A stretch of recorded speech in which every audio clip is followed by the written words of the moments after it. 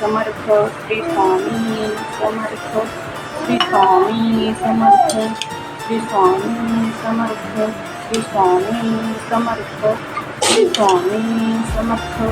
जय जय श्री स्वामी समर्थ, जय जय श्री स्वामी समर्थ, जय जय श्री स्वामी समर्थ, जय जय श्री स्वामी समर्थ, जय जय श्री स्वामी समर्थ, जय जय श्री स्वामी समर्थ.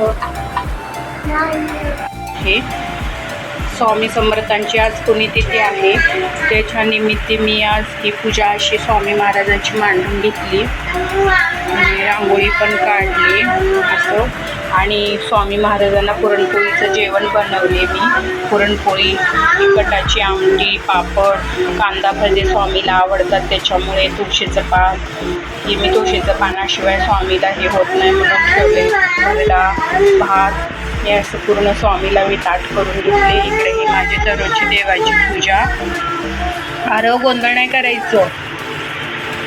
आणि इकडे ही माझी स्वामी समर्थाचे आजचे 5 पारायण झाले. आजचा 5वा पारायण होतं. झाले. स्वामी महाराजांनी माझ्याकडून करून घेतले. मी अशी बाजूलाच पूजा मांडून घेत होते दररोजची. स्वामीचा अभिषेक करून घेतले. नैवेद्य पण दाखवून घेतली मी आता स्वामीचा.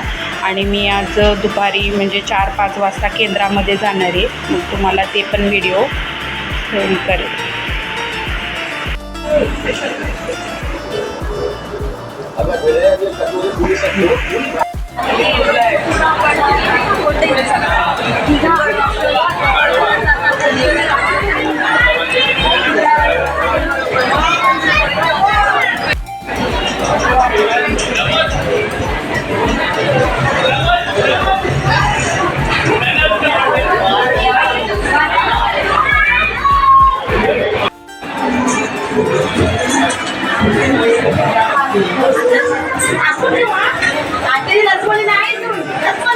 आज होती स्वामी पुण्यतिथी. त्यानुसार मी स्वामीचा अभिषेक केले आणि केंद्रामध्ये मठामध्ये पण.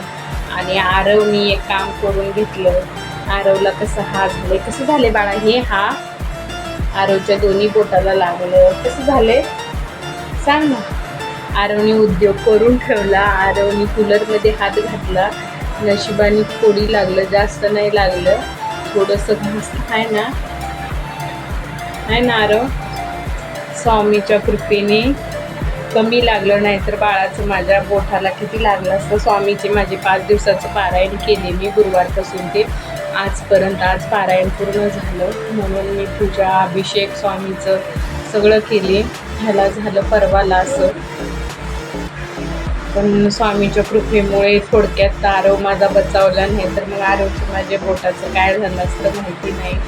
स्वामी आहेत आपल्या पाठीशी. आपण विश्वास ठेवून स्वामीचे ही पारायण मी केले. तसं काही होऊ दिले नाही माझ्या बाळाला स्वामी.